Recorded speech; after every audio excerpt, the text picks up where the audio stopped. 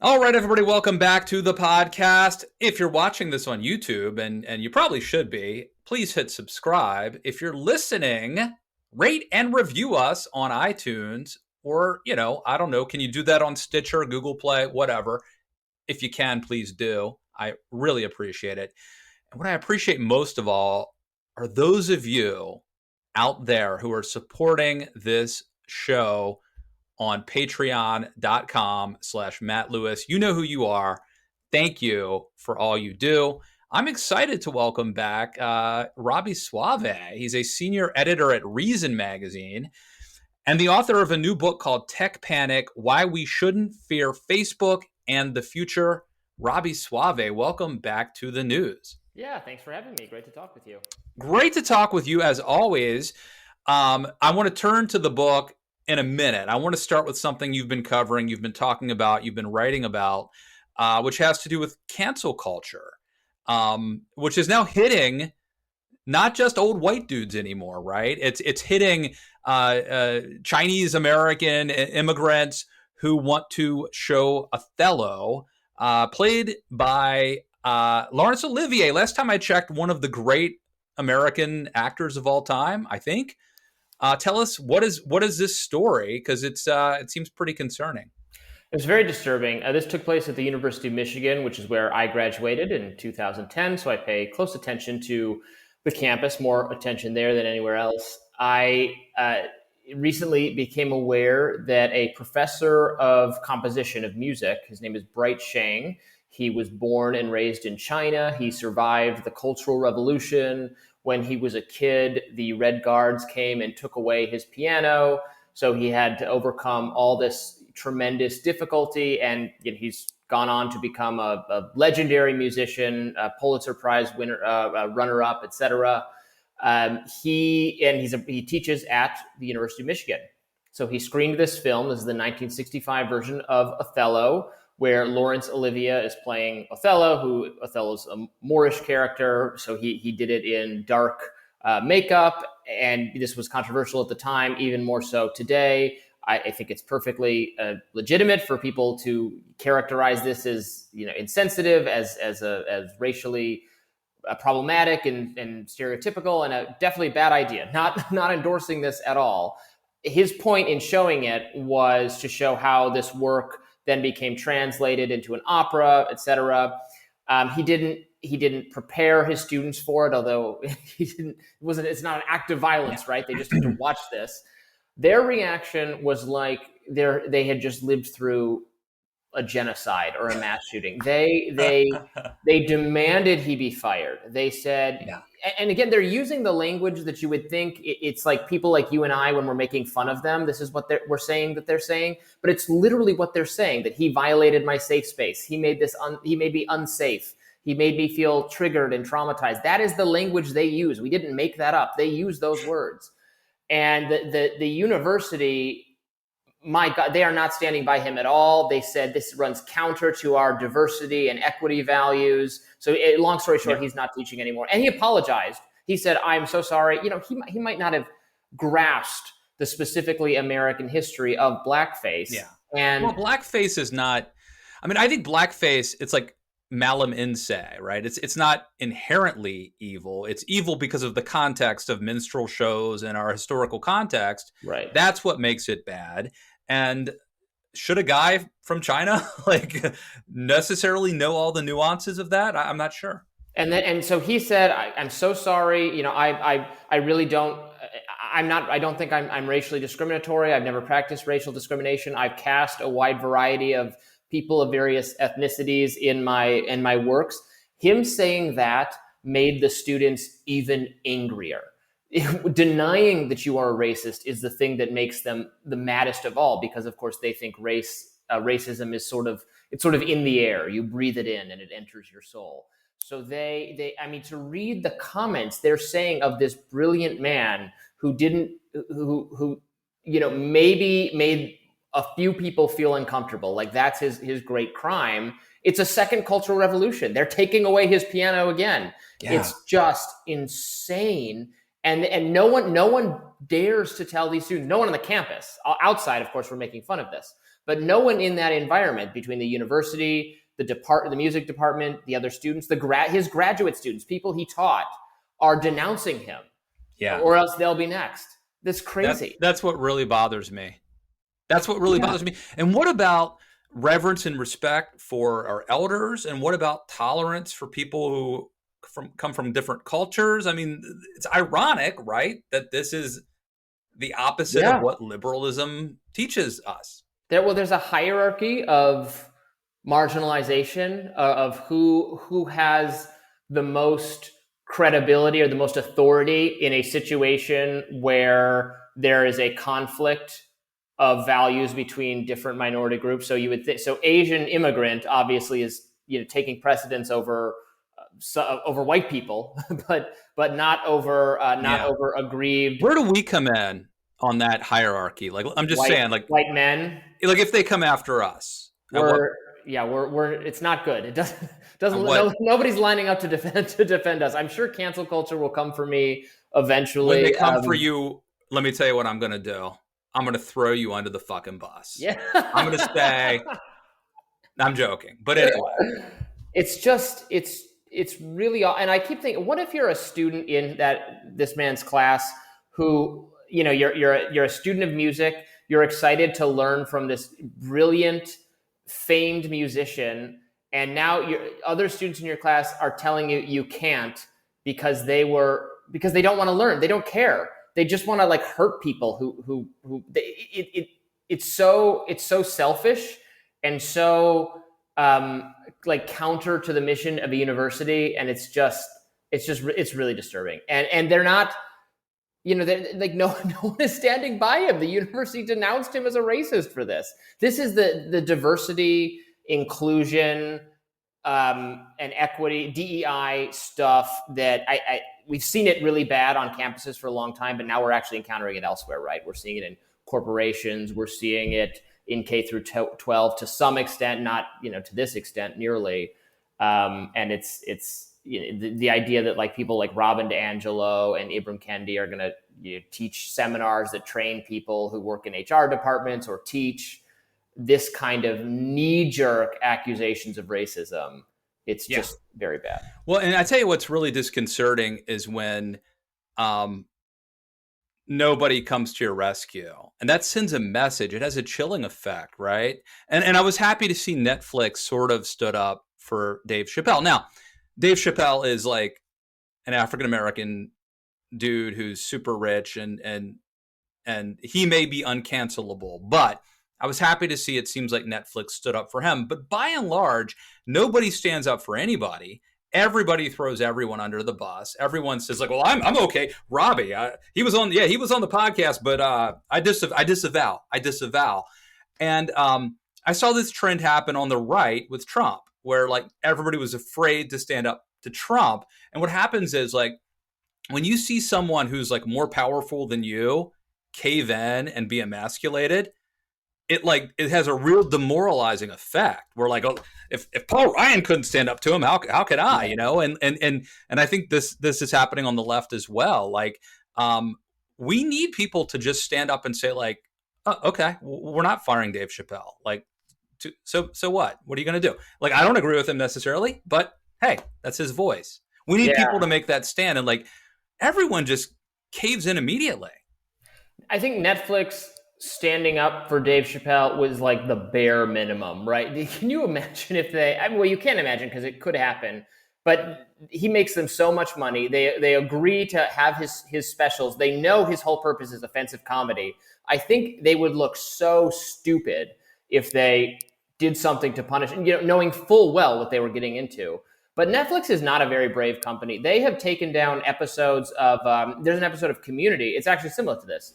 The television show Community, which I love, is very funny, where the characters are playing Dungeons and Dragons, and Ken Jeong, the comedian, the actor, Ken Jeong, he plays the guy from The Hangover, right? Yeah. And in Community, he plays a Spanish teacher, which is funny, Senor Chang.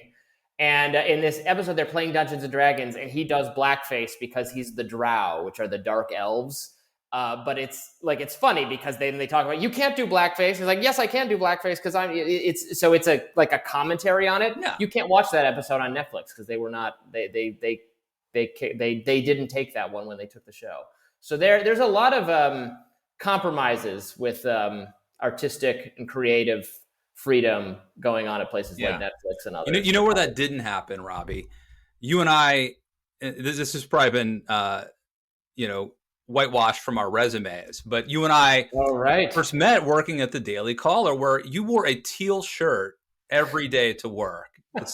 Hopefully it wasn't the same one, but we'll put that aside.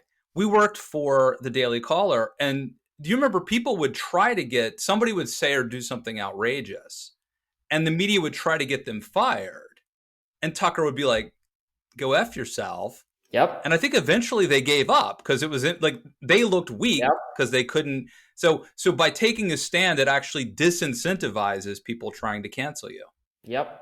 I mean, and the media has only gotten more. I mean, that has not changed, even though it's been 1,000 years since we were at the Daily Caller together. That was before Trump, before anyone. I mean, people knew who Trump was, but before he was any sort of realistic political figure.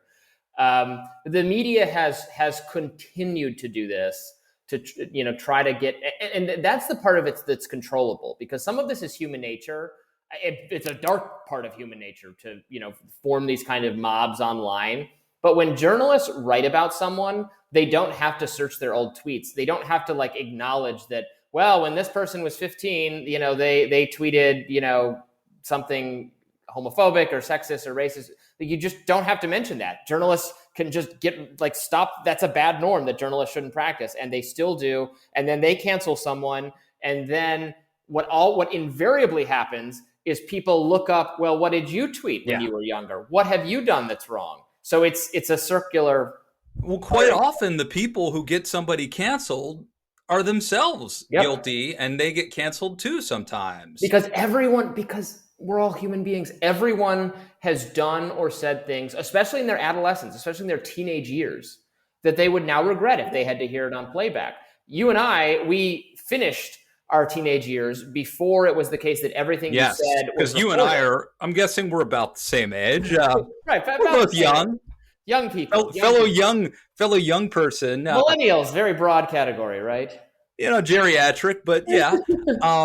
No, but here's the thing, dude. Not only do young people say stupid stuff, and not only were we lucky that they weren't taping us back then all the time, but there are things that 5 years ago you could have said that today are off limits. So it might have been okay when you said it.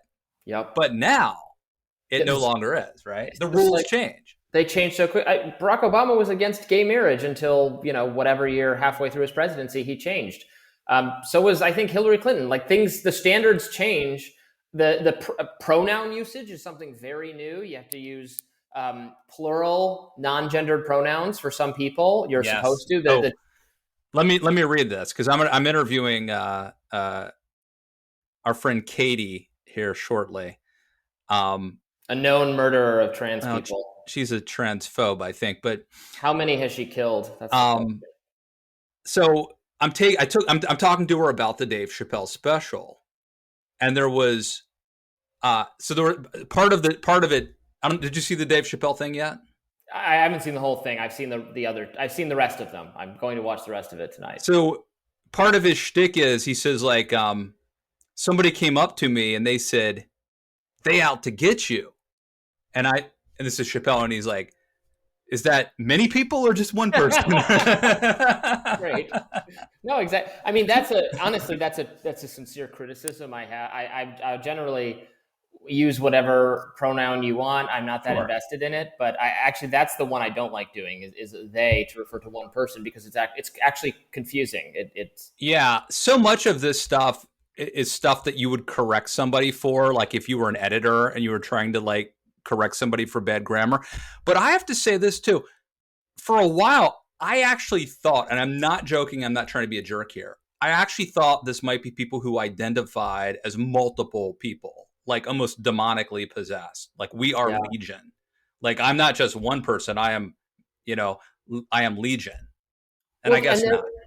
But there's also, the kids these days, and we hate to be those old guys, griping about what the kids are doing. But there's a certain, I've noticed this on TikTok, which I only look at I've only begun to kind of try to comprehend.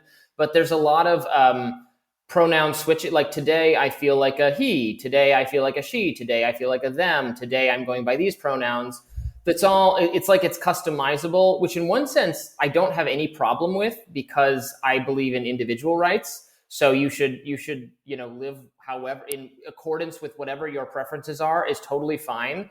But it's almost just like they're switching from one group to the other. Like it could just be, this is you and these are the aspects of you, and I'm totally fine with that.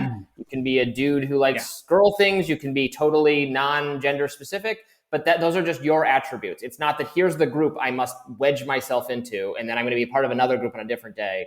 There's a way they're doing it that's almost group affirming rather than individual affirming. You and I have a mutual friend who recently told me that their child, this person's child, who's like in elementary school or something. Every once in a while it'll be like, do you feel like a boy today? If you feel like a boy today, go to this side of the room. And if you feel like you're a girl today, go to this side of the room. Yeah, I do find that. So yeah, it's everywhere. Ridiculous. You don't have to, you can be a boy who likes the stereotypical girl things or vice versa. That's all fine. I'm absolutely not saying boys have to play with like the little trucks or whatever. No, I'm just saying, if you don't want to do that, that doesn't mean you're not a boy, right? So it can be individual preferences, not group preferences. All right. Now here's the thing where I make my okay. So a lot of people who are concerned about things like cancel culture, like our friend Tucker Carlson, your friend Sarah Bamari, yes. These people, they're not libertarian. They I don't want to put Tucker in this, but like Sarah Bamari, I think certainly fits into this, the common good. Mm-hmm. So what they would say is that the left is using all the power they have. The left is trying to force us to comply to their, values and their worldview. And so like the idea of fighting fair, that's kind of over. We've lost the culture war. Therefore, we have to get elected and impose our will on them. And part of this has to do with the tech companies, right? With like Facebook or YouTube or whatever. And this is where you actually, I think, would part company, right, with the right. But how do you manage that? Like, is there some contradictions there, or are you the one who's consistent and they're inconsistent? I mean, I think I'm the one that's consistent. I hold to the earlier Republican consensus that government should leave private businesses alone. So this is the thrust of my new book, Tech Panic. So that's where I am philosophically. But my main argument to people on the right, my main pitch that the whole "we need the government to do something" crowd, they're just like, they're wrong pragmatically. Okay, we will set aside philosophical, right? I think philosophically the government shouldn't do anything. What I understand, that's not persuasive to the right anymore. Fine, we'll set that aside. Nothing they are advocating will fix any of the problems that they're pointing out. It's very much a like Boromir saying we should use the ring. This is a tool, etc. Kind of scenario from the Lord of the Rings. And all there, what the national populist, integralist, must use government faction is missing is that social media, Facebook in particular, has been good for the right, has been by far a net positive for conservative media, for right of center speech, for very conservative speech, for provocative, contrarian, non-liberal. It's also been good for leftist speech. It's good for everyone outside of the narrow range of opinions that the mainstream media allows you to hold. So while it's absolutely true that Facebook, Twitter, other companies have made individual moderation decisions that I think were wrong, that have harmed individual conservatives, on the whole, I don't want to hear that the big tech is silencing the right. on the whole, the right has never been louder and more vocal and more robust in terms of its communicating and its speaking than ever before. And anything you would do to regulate that or break up the companies or change their liability protection, all the proposals the right says that people like Josh Hawley and Ted Cruz and others have literally proposed, all of those things would harm social media where conservatives are doing well, and benefit the traditional media, which is far more biased against conservatives than social media. So that's my pitch. All right. So, look, I'm kind of with you in the sense that I don't want government picking winners and losers and all that. However, to your contention that conservatives have done well, I would say the right has done well. I don't think conservatives have done well under this paradigm. I think the left has done well, and the right, the illiberal right, has done well. And so even though I don't want big government to come in necessarily and tell companies what to do, I do think that social media, by and large, has been a net negative for those of us who want to conserve liberal democracy. You mean for like a sort of, for a never Trump kind of principled Bushian kind of conservatism, social media has been bad. You might be right about that. I'm usually I'm making this pitch usually to Trumpist people. Right. Because you don't want to regulate it anyway. Fine, I'll accept your contention. It's been bad for your that sucks. No, yeah, I would say for those of us who want to conserve liberal democracy, and although I've long been a critic of liberal media bias, going back to the old days, the bad old days really weren't all that bad. I don't want to sound like a Luddite, but I think that we have unleashed a lot of, the opposite of. I'm not for like establishment,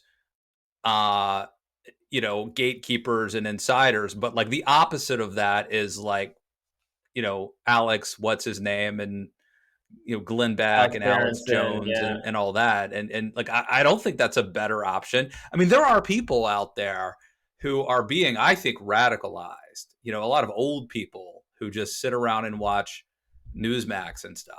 I don't think that's healthy. Yeah. I don't think it's good. Now, I'm not saying we can roll back the tide either, but it's healthy evolution. I guess I would question. Yeah, I guess I would question. You're not used to this, are you?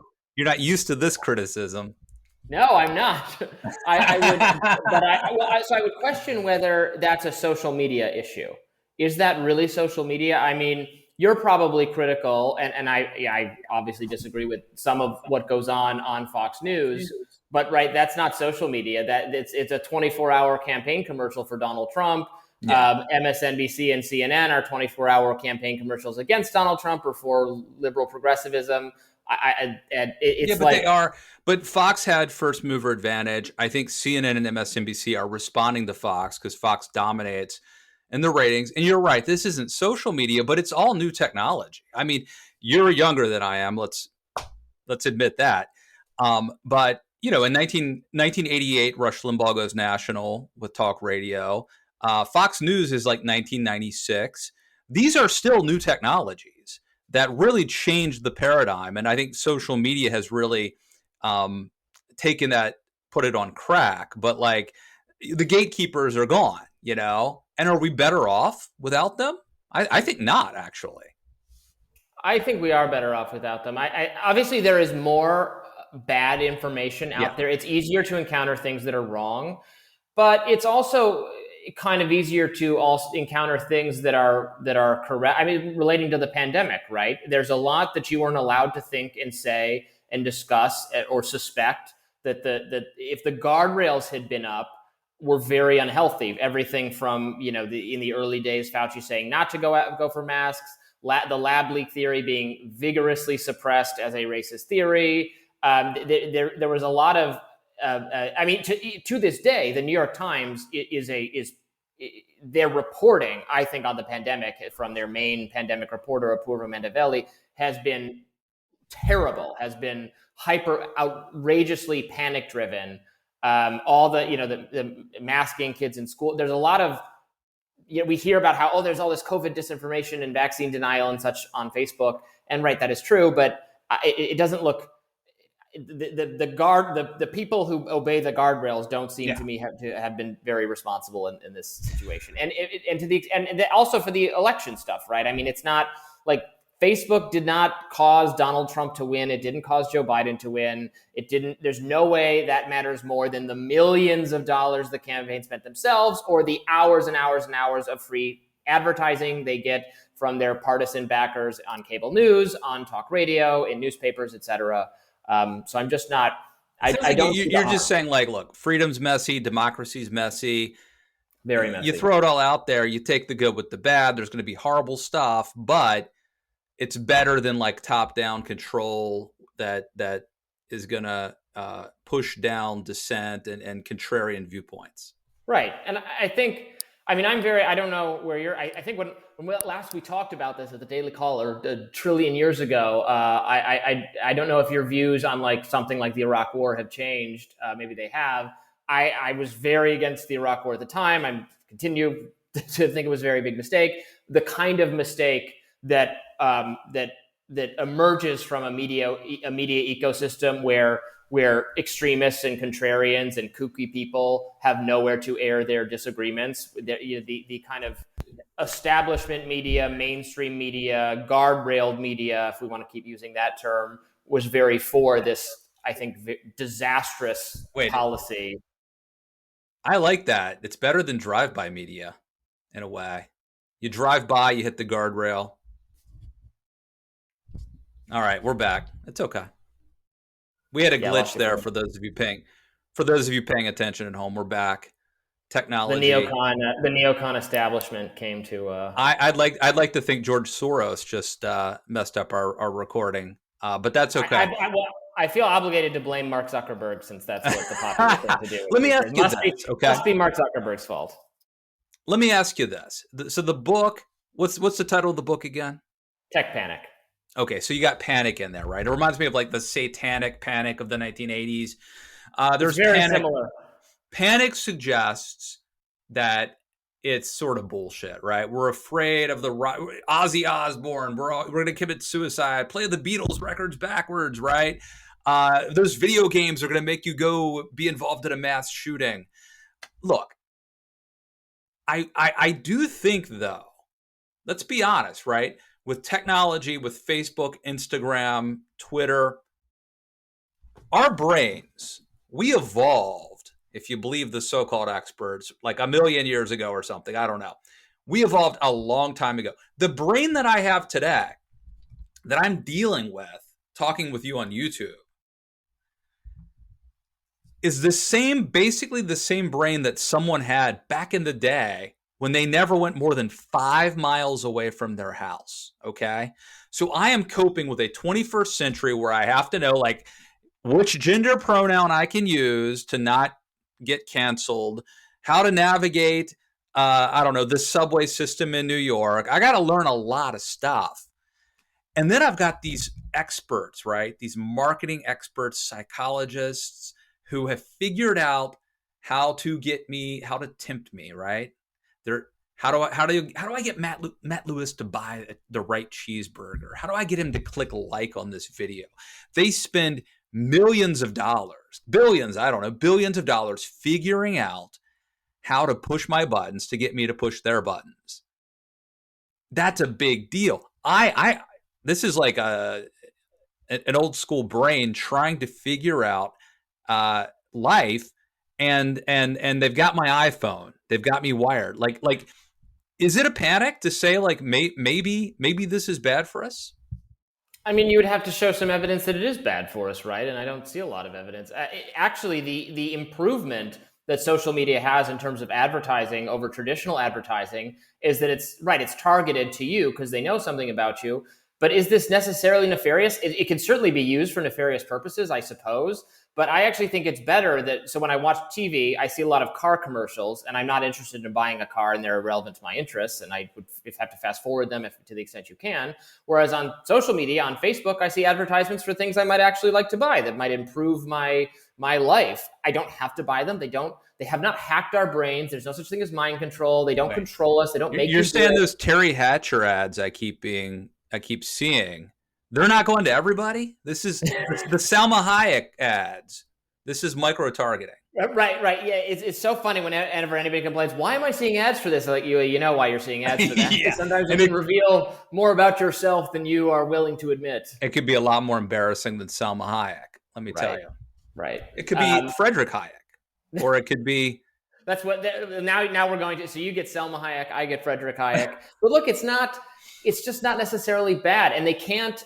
So there was a panic in the 60s, the Mad Men era, the Hidden Persuaders. It's this book by Vance Packard about how remember subliminal advertising. If you're going to watch, there's going to be subliminal advertising. Well, they used to say if you went to the movies, in the previews, they would like show like a Coca-Cola sign or something that you wouldn't even be aware of, and then it's bullshit. It's made up. Well, wait. The story is you would see it, and then people would go to the concession stand. Is that not true? That's bullshit. It's complete bullshit. It's made up. It's not true. It doesn't exist. Subliminal advertising is made. It's hypnotism. It doesn't work.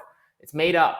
So this is a little bit like that to me. The people who invented this technology, the kind of social dilemma. I don't know if you've seen that movie on Netflix. These are ex-Google, Facebook, etc. people talking about how, oh my God, we've created this monster, and this gives social media companies complete control over the human brain. No, it doesn't. They don't know. They're trying to scare you, and they're trying to. It's self-aggrandizement. They're making it sound like their invention is really impressive. Their invention isn't that impressive. Yes, we are all too addicted to our phones. Yes, some people are really addicted and have problems because of it. Some teenagers, it's hurting their mental health outcomes. But look, I would have played video games 24 hours a day when I was a young person, and my mom said you can only play for an hour a day, and that was fine. That will work. That can work. There's no difference. Parents can do the same thing. Take the kid's phone away at night. Make them get a good night's sleep. I know it's a little bit harder, but it doesn't seem like an appreciably big difference to me. Yeah. Don't you think, though, that some of what government is trying to do, in fairness to Big Brother, is your mom was responsible. Your mom said, Robby's frontal cortex isn't fully developed. God knows what he's doing with that video game system. Right? You had good parents. Like, not all kids have good parents, right? Yeah, but the state will never be an effective parent. It doesn't have, I don't think it has kids' best interests in mind. It doesn't understand this. I mean, there's some kids that are better off because so if you look at the actual data, right, the kids who are using social media so much, they have some negative health outcomes. But so do the kids who aren't using social media at all, because that means they don't have friends to talk to. Most kids are using this technology to interact with other young people in a sometimes it's messy and sometimes there's hurt feelings. I mean, can you imagine? So this testimony from Frances Haugen, the whistleblower, this bombshell revelation that some teenage girls feel depressed after using Instagram, or their depression primarily relates to Instagram. If you ask them, how does high school make you feel? How many do you think are going to say depressed? Like 99%. Being a young person is hard. Interacting with other young people is hard. It's your emotions are a wreck. You're growing, etc. So for some teens, these technologies are actually improving what is a miserable existence in high school. Yeah, I agree. I think that people, for example, who are like on the spectrum, are Absolutely able to use it, especially for business reasons. People who are shy or whatever, who can it's a huge advantage for some people. And then I think it's also challenging for others. I mean, look, if you're picked on in school and then you come home and you're being harassed on social media, there is no sanctuary. There's no respite from it. I can see, and you don't have the agency to like turn it off or say that's not real, So it's changed everything, right? I mean, it's whether it's better or worse, it's a game-changing technology. And we're still, I think we're grappling with how to live with this. Yeah, it's absolutely a game-changing technology. Radio was a game-changing technology. The printing press was a game-changing technology. The phonograph was a game-changing technology. Learning to written language was a game-changing technology, and all of these things were accompanied by concern, by paranoia that this was going to be the end of civilization. And some of those developments did herald some real issue. I mean, what your perspective on the printing press's impact on society, whether it was positive or negative, probably in the immediate aftermath is like negative if you're a member of the, a high-ranking Catholic clergy official who wants to maintain political control over Western Europe. But it's not. Right. But if you read, in fairness, I mean, if you read Neil Postman's Amusing Ourselves to Death, which is a great classic book, he argues that the media is the message, and that actually people who consume most of their information via the written word think in a more linear, logical, rational way than people who consume it from television. And so I think there are differences and that we need to recognize. I don't know what the future holds for people who get their news from tweets. Right. Well, sure, but we're not all going to be. There are probably a lot of people who don't have time to read, or they're not going to sit down and become very informed citizens by reading my latest book and your latest book and all the other good books they should read. But they are getting, some information from social media. Some of it is bad. But there's this whole concern that there's this siloing effect on social media, that it's sorting us into these like-minded. Even I used to believe this one. I absolutely believed this. I said this was a very bad effect of social media, that it allows you to bubble off into like-minded groups. But what it turns out, I've looked at the actual research. It turns out people's in real life bubbles are even more siloed and even more likely to have people who only agree.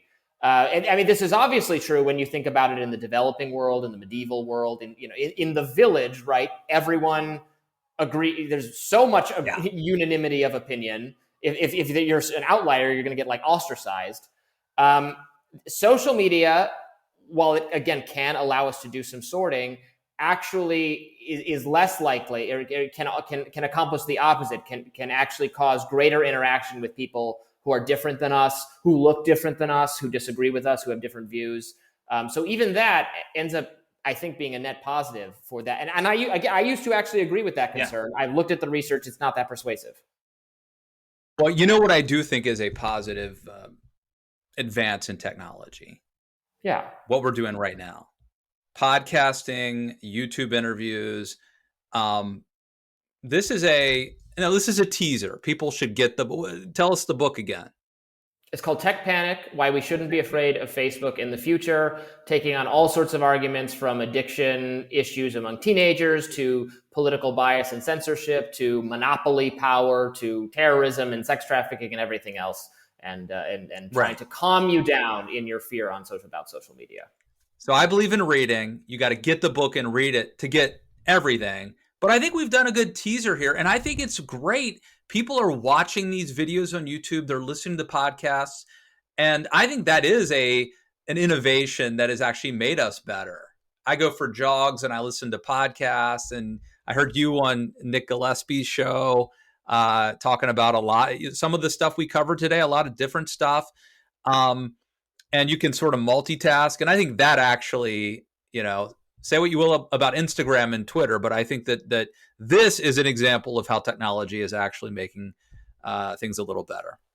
Yeah, it's great that so many of my friends, current colleagues, former colleagues, are all creating, like you, all creating really interesting, fascinating, great content across a wide variety of platforms that's new and interesting and cool and fun. And it seems like there's a great flourishing of diversity of thought actually taking place with new technologies, and that's something to really praise. We can be on guard for issues, but it seems really great and encouraging, and I'm happy to be a part of it. And let's say the gatekeepers, CNN, I'm not there anymore. So if you want to support this, go to patreon.com/Matt Lewis, and you should just be supporting. There's so many cool podcasts and whatever, support. If someone's doing something you like, saying something interesting, talking to interesting people, I hope you will support that. And I hope you will get the book, Tech Panic: Why We Shouldn't Fear Facebook and the Future. Robby Soave, thank you for coming back on the news. Yes, my pleasure. Anytime.